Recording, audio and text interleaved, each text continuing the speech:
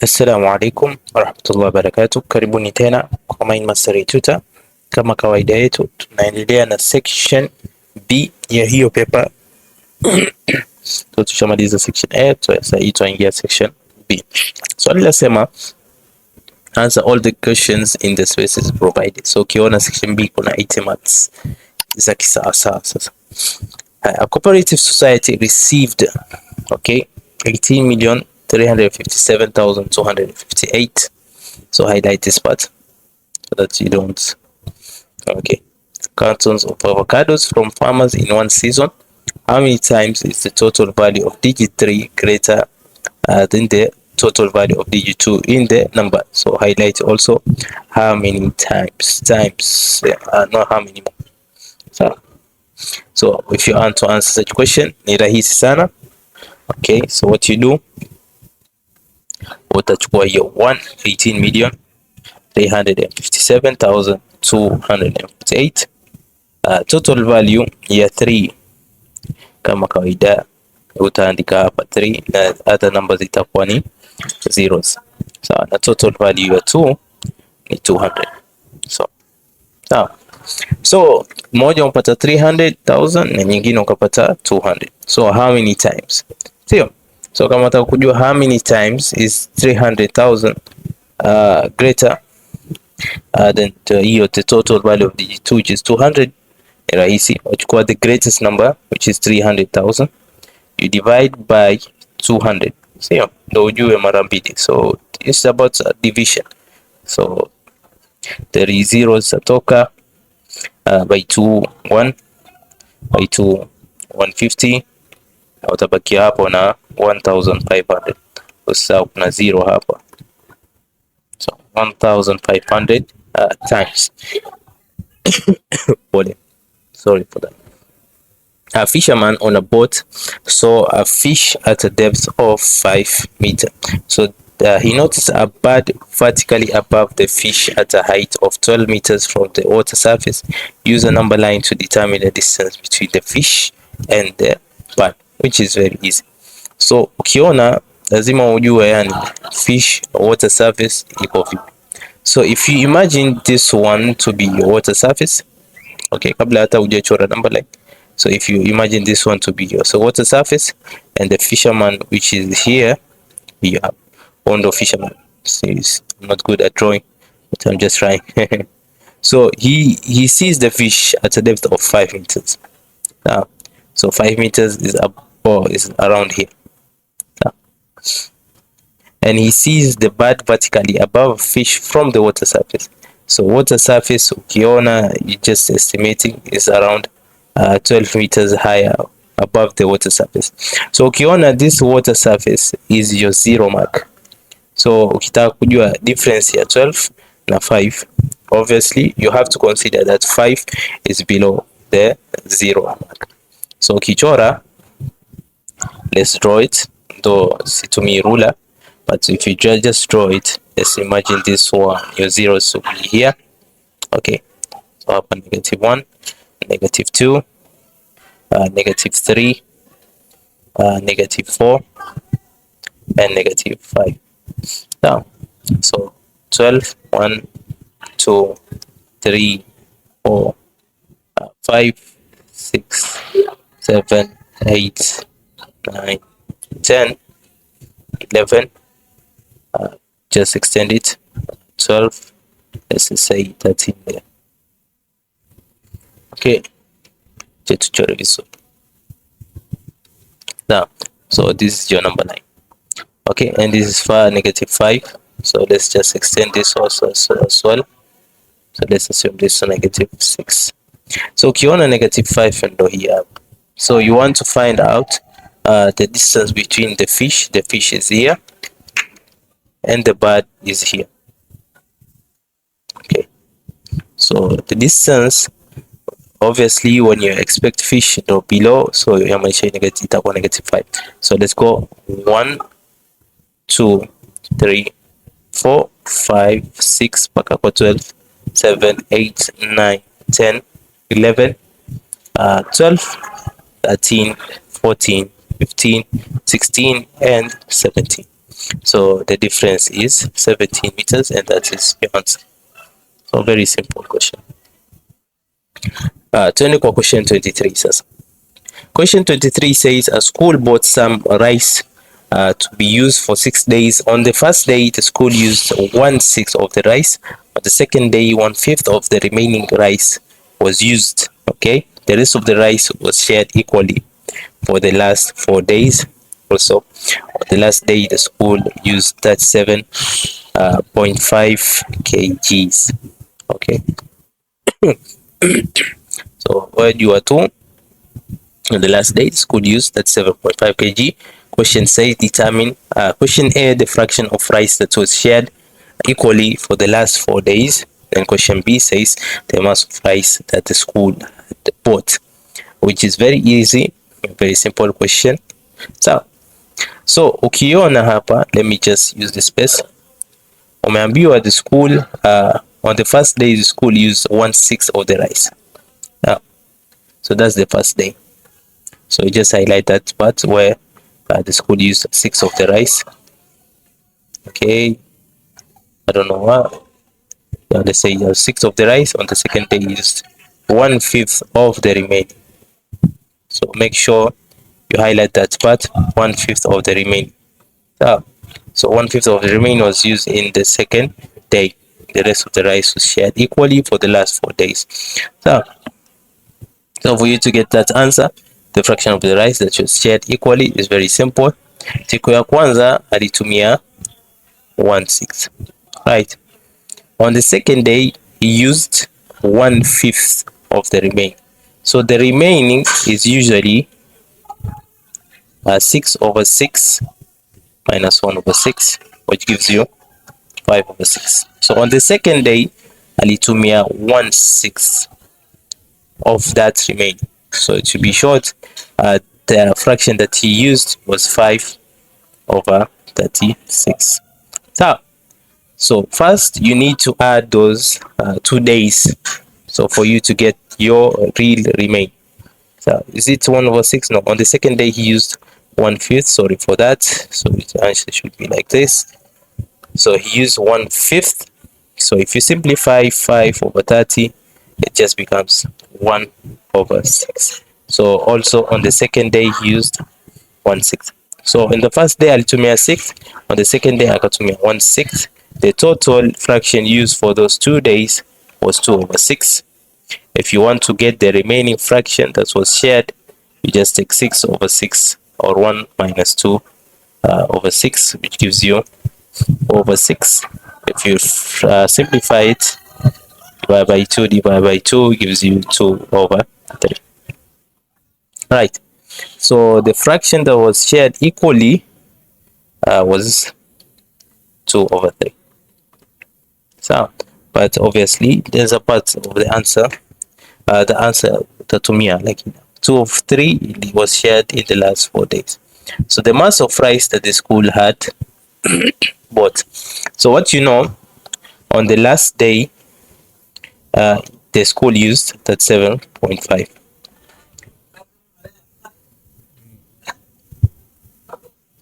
He used that 7.5 kg.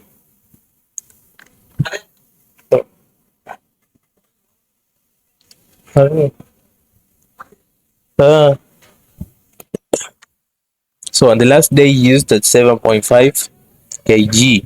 So tutataka kujua mwanzo the fraction that he used in the last day. Sio?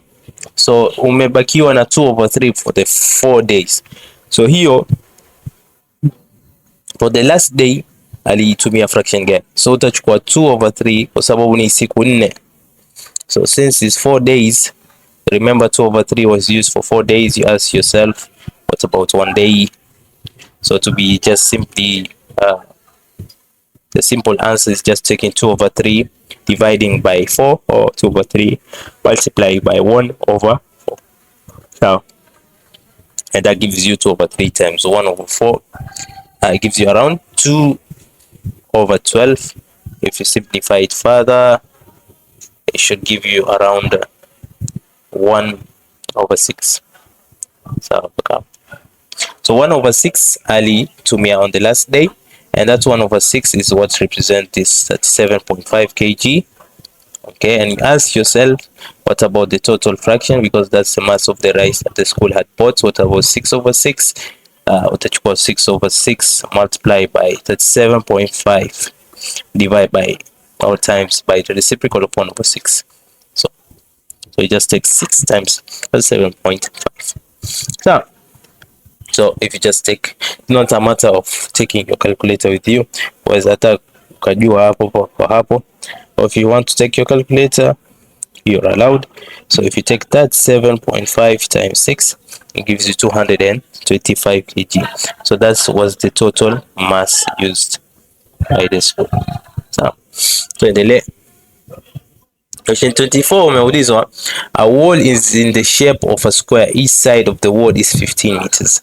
So a wall is in the shape of a square, which is this one. Each side of the wall is 15 meters. So hapa ni 15 meters. So hapa 15 meters. Okay, 15 meters, and this is 15 meters. So the wall is covered with square tiles 50 centimeter long. So nadhani nimechora hata kubwa, nimechora ndogo sana. So let me just draw a bigger one. Okay, so you've been told this is 15 meters. All sides are 15 meters. So let me just write it here. So na hapa ni 15, hapa pia ni 15, hapa pia ni 15. So umeambiwa the wall is covered with square tiles, which is this one. So 50 centimeter, na hapa pia ni 50 centimeter. Okay, determine the number of tiles used. Right. So first we change this 15 meters into centimeters. So 15 times 100, because for 1 meter you have 100 centimeter. Therefore, if you get in terms of meter, you want to change it to centimeter, just multiply by 100. So you get 1500 centimeter. So instead of writing 15 meter, you can as well write as 1500 centimeters. So the question says determine the number of tiles used. Okay, so for you to get the tiles on this length side, I don't know how it's said. So tukiangalia hapa peke yake kuna tiles ngapi na kupata hiyo, so utachukua tu 1500 divide by the 50. So divide by 50 itakupa around 30 tiles. So hapa ki base kuna 30 tiles. Now obviously hapa pia ukichukua the same approach, 1500 divided by 50 pia itakuwa na 30 tiles. So base yako ni 30 na hapa width yako ni 30. So you just take 30 times 30 ndio upate the total tiles, which is around 900 tiles. So kwa hapo nadhani tuko sawa. Question 25. Katana employed 4 men to weed his farm in 18 days. Determine the number of men Katana will need to weed the farm in 80 days. So Katana will employ 4 men, and that's the number of days here. So 4 men to weed his farm in 18 days. So determine the number of men he will need to weed the farm in 8 days. So lazima tujiulize, je, ahitaji watu wengi ama watu wachache? So above the question mark kuna 4, so utaanza kuandika 4 and then utaanza kuandika multiplication sign. So wajiuliza, okay, if 4 men need 18 days, so how many will it require to farm it in 8 days? Okay. So the farm needs how many men in short? So je, itahitaji watu wengi ama watu wachache? So ikiwa watamaliza in a lesser day, then it means that men will be required more. So utachukua more divided by less. So utachukua more days divided by the lesser days and you get your answer. So very easy. So by 8(1) by 8(2) and 18 times 2 itakupa 36 days. Sawa. swali ingekuwa how many more, ungechukua hiyo 36 not 36 days but 36 men, sorry for that. Easily for confused. 36 men. Swali ikikuuliza determine how many more men are required, sio utachukua 36 minus 4, but the question just says determine the number of men, okay, that Katana needs to weed the farm 8 days, which is 36 men. Very simple question with simple answer. This is now called there's something called direct proportion, there's indirect proportion. So this is just direct proportion. Amina shared some money among her 3 children, Muhammad, Fatuma, and Hussein. Muhammad received the amount of money that Fatuma received 3 times the amount of money that Fatuma received. So highlight this 3 times, very important aspect. Okay, Hussein received 700 shillings more. Highlight this 700 shillings more. Okay, if Fatuma ali receive X shilling, or if Fatuma received X shilling, it's a simplified expression for the total amount of money that Amina shared. So kuna watoto ni watoto watatu, Muhammad, okay, there's Fatuma and there's Hussein. Very beautiful children. Okay, so we have these children. So in the for Muhammad received 3 times, then Fatuma received, but you need to know where does X shilling lie. See, for our question Fatuma ndo ampata X, so lazima ujue pia. So if Fatuma received X, then that is where we'll start writing our expressions from. So Muhammad received 3 times, so 3 times yamaanisha ni 3 times X. So 3 times X gives you 3X shilling, and it's not 3 plus X. Ikikuwa more 3 more, ungefanya 3 plus X, but it's 3 times, therefore becoming 3 times X, which is 3X. So Hussein received 7,000 shillings more. Sasa umeona hapa more, so it means that if Fatuma had X, Hussein would receive X plus 7,000. Hizi ni vitu ambao lazima wewe ujue. Sawa, so if Fatuma received X shillings, so how am I write a simplified expression for the total amount of money that Amina shared. Sasa mama wao amewapa ngapi? So you just take the total for the 3, which is 3x plus x plus x plus 7,000. So 3x plus x plus x gives you 5x. So in just 1x na hapa ni 1x, 2x plus 3x, 5x plus 7,000. Na watu wengi hapo, wanafunzi wengi wachukua 5 plus 7,000, which is very wrong. 5x plus 7,000, those are unlike terms, so just leave it the way it should be. Question 27. Mary bought 3 packets of milk and 4 loaves of bread for 570 shillings from a shop. So alinunua 3 packets za maziwa na 4 loaves of bread for 570 shillings from a shop. Jane bought 5 packets of milk and a loaf of bread for 440 shillings from the same shop. So determine the cost of a loaf of bread and the cost of a packet of milk. Sasa ukiona hapa vizuri, hii ni mambo na simultaneous equation. So before answering anything, you have to let M represent, okay, cost per year, cost of packet of milk. So let's say just cost of milk, lakini tunajua ni packet moja. So now let's now bread B represents cost of bread. So simple. So you just take for you to find the total price for milk for Mary, itakuwa ni 3 times M plus 4B itakuwa ya bread is equal to 570 shillings. For Jane itakuwa ni 5m plus plus a loaf of bread. A loaf of bread is just 1b, which is just b, is equal to 440 shillings. Very simple question. So this is equation 1, this is equation 2. So let's eliminate out, let's say let's say m. So m, how do you eliminate m?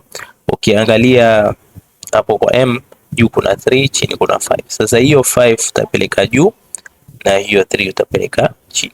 So 5 times 3 15m, hiyo 5 wa multiply kwa yote, si kwa 3m peke yake. So 15m plus 20b is equal to 570 times 5. 5 times 5 ni 2850. Sawa mpaka hapo, equal to 3 times 5 ni bado 15m plus 3 times 1b, which is 3b, is equal to 440 times 3, which is just 1320. Sawa mpaka hapo, nadhani tumeelewana. So ukisubtract hizo, subtract it, hiyo 15m itatoka, 20b minus 3b itakupa 17b, is equal to, so take 2850 minus 1320 equal to 1530. Sawa, so 1530 divide by 17, so upate b peke yake. So divide by 17, divide by 17, so hapo b itakupa 90 shillings. Sawa, bado hatujamaliza, usije kuona tumaliza. So tushapata b, bado m. So you just take any of the equation, which is, let's assume tumechukua 3m plus 4b equal to 570. Where this b utaika 90, so itakuwa 3m plus 4 times the 90 equal to 570. So 3m plus 360 equal to 570. Okay, if you subtract 360, take away 360, upeleke the other side, itakupa 210 equal to 3m. So if you simplify or divide na 3, divide by 3, m tayari itakupa 70 shillings. So hivi, so tumeelewa. Then a loaf of bread costs 90 shillings and a packet of milk costs 70 shillings. Tuendelee. A trader sells 𝐊𝐍𝐄𝐀. The GOATs, the greatest of all time. Ambaye, if you know it, let's write it on the comment box. Mi wangu ni Messi, yo wako nani? Wangu ni Messi. No, wangu si footballer. Wangu ni nani? Muhammad alayhi salatu wassalam. Okay, a trader sells 𝐊𝐶𝐂 every week. Full stop. The number of goats he sells each week is more than 8, but less than or equal to 15. Write a compound inequality to represent this information. So the trader sells, lazima ujue, represent the information.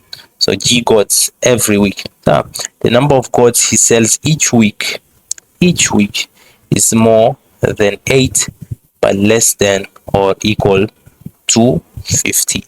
So write a compound inequality to represent this information. So which is very easy one. So the number of goats he sells each week. So yamaanisha g yako ukiandika hivi. So angalia, soma vizuri. The number of goats he sells each week is more than 8. More than 8. So hiyo 8 yafaa iandikwe hapa. Sawa? Hata kabla hujaandika kitu chochote. Sawa? And less than ndo hii hapa. Ukiona less than or equal to 15. So this is your compound proportionality. Sawa? Ikiwa hivi kuandika itakoroga. Nenda tu step by step. Umeambiwa the number of goats he sells each week is more than 8. So it's more than 8, but that goat is less than or equal to 15. So ukiandika your compound inequality which should be this, so lazima all directions here first hivi on the left. So kama ukiona hivi tayari uko nao hii hapa, so the only thing that you remaining ni hii which is put here. Sawa, 2 marks tayari. Haya, tuendelee. 29, Kamau took part in a 10,000 meter race. After running a distance of 72.88 hectometer, he fell and could not complete the race. Sawa, kuna vitu lazima hujue. Hectometer nini, sijui vitu, I don't know what. Okay, lazima ujue hectometer to meters ni ngapi, something like that. Sawa. So hectometer is usually below the kilometer. So, and you know for 1 kilometer you have 10 hectometers. So, but 1 hectometer, 1 hectometer is usually equal to 100 meters. So, just kichora ile kitu kilometers, then followed by hectometers, so, then followed by decameters, then followed by meters. So ukiona family tree yako, so hapa na hapa ni 10 10, so ni 100. So 1 hectometer is equal to 100 meters. So after running a distance, swali imeuliza what distance in meters had he covered before he fell. What distance in meters had he covered before he fell? So after running a distance of 72.8 hectometer, he fell, okay, and could not complete the race. So ni hiyo 72.8 hectometer balisha kwa meters, so just multiply it. So 72.8 times 100, so 0 yatoka, throw decimal iende mbele, so your answer should be 728 meters. Paka 728 meters. No 728 meters, 0 imeenda mbele lakini bado 10 nyingine. So ikiwa bado 10 nyingine maanisha itaenda tena mbele mara ya pili. So itakuwa ni 0. So 7280 meters. Sawa hapo. So nadhani tumeelewana. Maswali kama haya huwa si magumu hivyo, wataona kama magumu. I usually say magumu. Now, question B, what distance in decameter was remaining for Kamau to complete the race? So mwanzo lazima ujue, let's search for the remaining distance. The remaining distance is usually easy.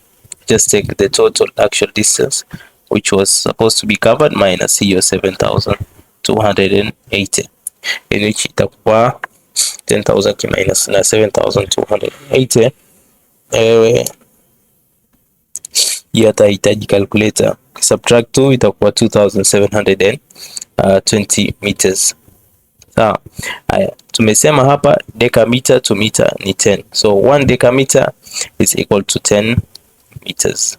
So wajaribu kubadilisha meters to decameter, therefore you divide by 10. So you just take 2720 times 1 divided by 10. So it gives you around 272 decameters. So, kuna decameters na kuna decimeters. So usikoroge, kuna deci na kuna deca. So those are two different things. Deci usually is smaller than even meters. So tuendelee. Question 30. The floor of a swimming pool in a hotel was made up of a rectangular part and semicircular part. The figure below represents the floor of the swimming pool. So determine the area covered by the floor of the swimming pool.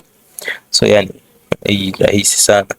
So area hapa ambao lazima utafute ni area of a rectangle first and also the area of a semicircle. So maswali haya rahisi sana, sijui watu wa CBC huwa wamepelezwa. Okay, So determine the area covered by the floor. So the area of a rectangle is given by which formula? Lazima ujue is given by length times width. Sawa mpaka hapo. So length yako ni 12, sorry. Okay, 12. Acha niandike tu vizuri. Ni 12 times 7. So hiyo ndo rectangle. So 12 times 7 itakuwa around 1484 meters square. As for the semicircular, ni a half area of semicircle. Okay, semicircle is given by a half by r squared. Okay, a half by r squared, kwa vile ni nusu tutatumia a half times pi, which is 22/7 times r squared. Your r is not 7, so hapa kama ni 7, hapa pia ni 7. Hii ni diameter c radius. Sasa kupata radius is usually diameter over 2, so therefore your radius is 7 over 2, which is around 3.5. So ni times 3.5 squared times 3.5. So let's simplify this by 2 1, by 2 11, by 7 1, by 7 0.5. Ukitaka tu ukiweza tumia calculator ikakupa hapo kwa hapo. So 11 times 0.5 times 3.5, it gives you 19.25. So hapo pia umpata 19.25 square meters. Add those up. Okay, we can add 84 to 19.25. Okay, just add those up. About 25, 13, yeah, and 10. So your final answer should give you 103.25, because the total surface area is equal to the area of a rectangle plus the area of a semicircle. So which is just this. Maswali haya rahisi sana. A cylindrical tank of diameter 5.6 meter contains water to a height of 2.5 meters. So cylindrical lazima ujue nini. So this is your cylindrical tank. Sawa, of diameter.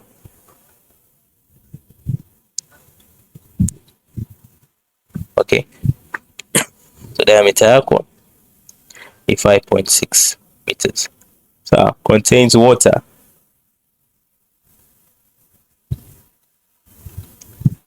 so iko na water to a height of 2.5 meters. The water is transferred to a rectangular tank. Okay, the rectangular tank is usually this one now.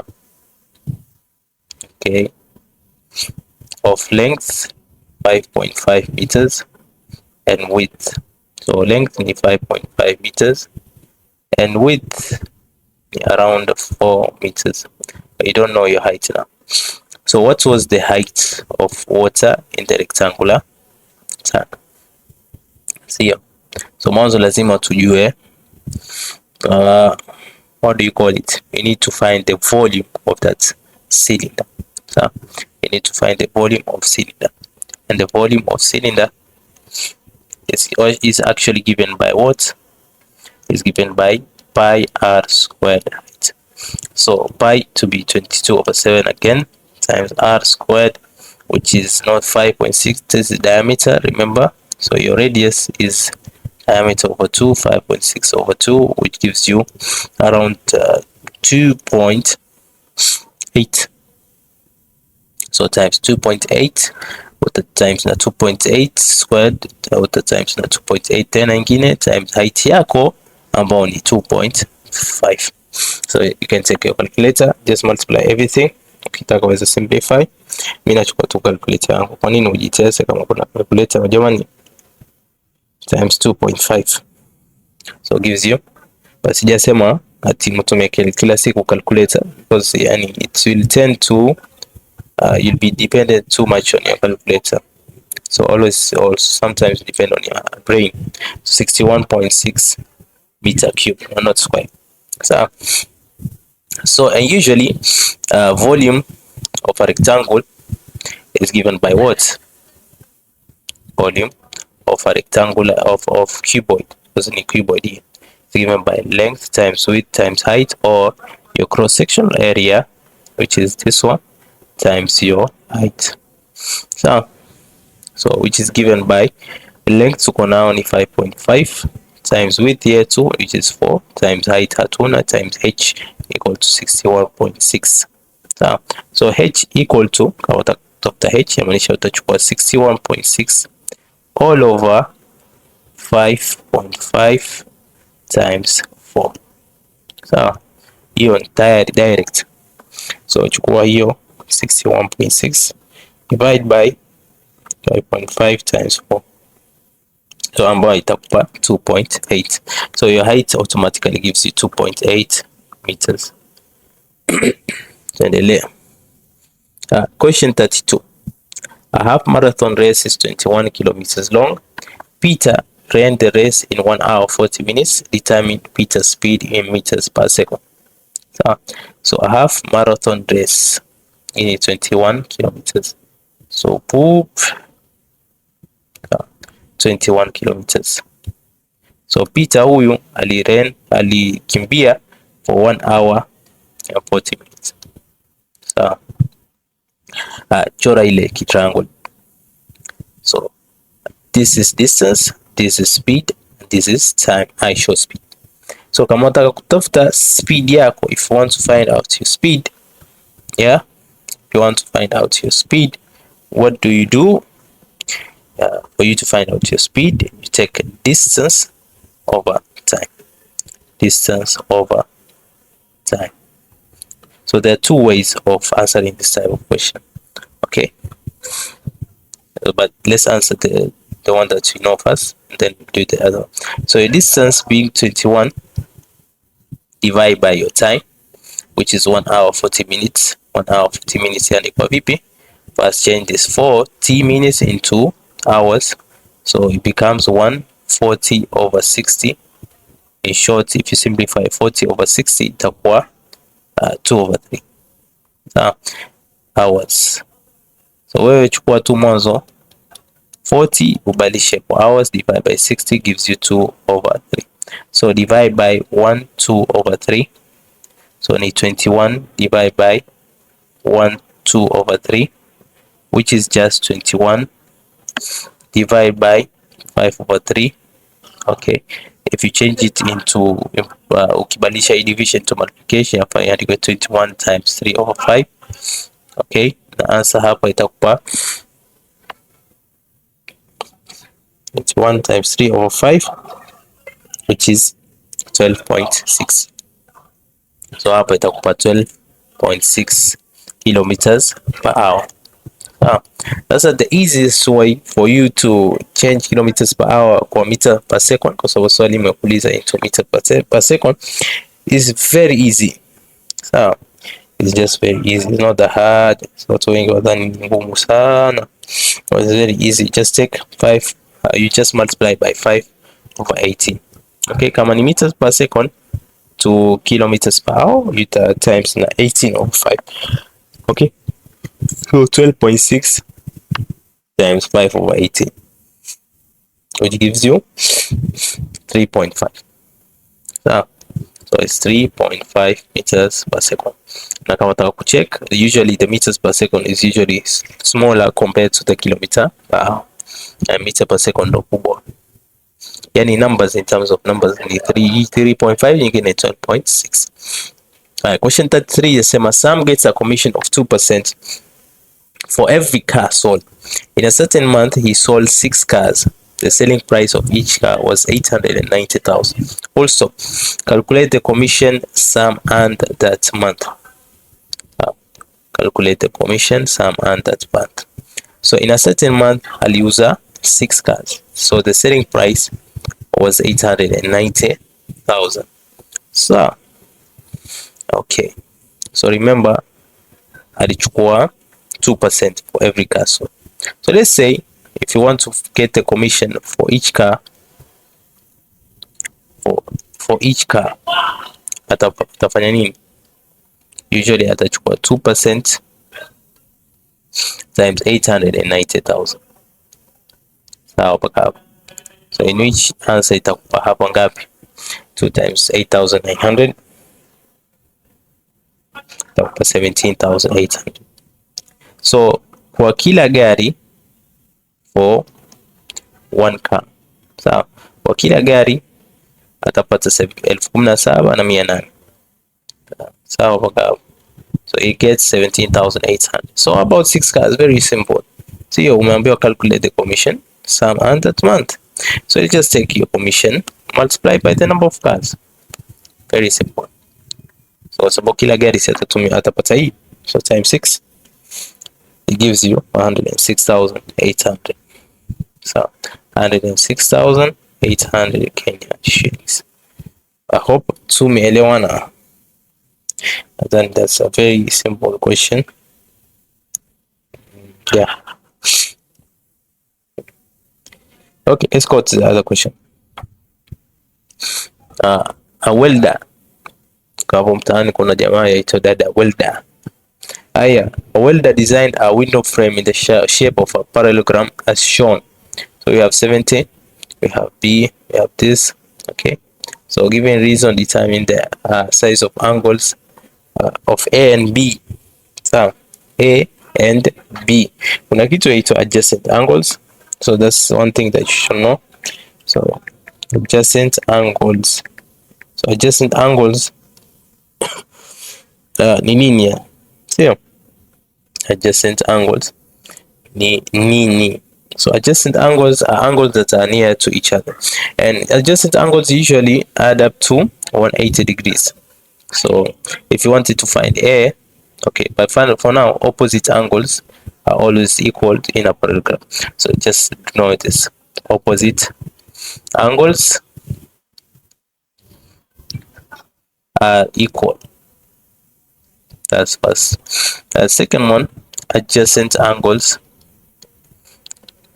add up to 180 degrees. So adjust opposite here, he's 70.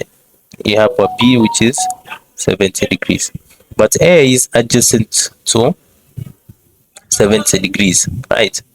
So but A utachukua to 180 minus 70, which gives you 110. So utaandika hapa B is equal to 70 degrees.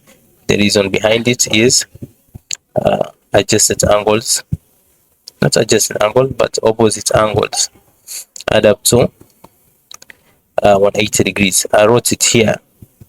Opposite angles add up to 180 degrees. Opposite angles, sorry, opposite angles are equal. Nimeandika hii hapa, so I don't need to write it again and again. So that's the answer for B. As for A is 110, and the reason why is because adjacent angles add up to 180. Actually, let me just add nini andika, so wanafunzi wengine hawana macho, so now walisha miwani. Opposite angles are equal. Now the reason hapa ni adjacent angles add up to 180 degrees. So endelea. Question 35. A carpenter designed a coffee table with a triangle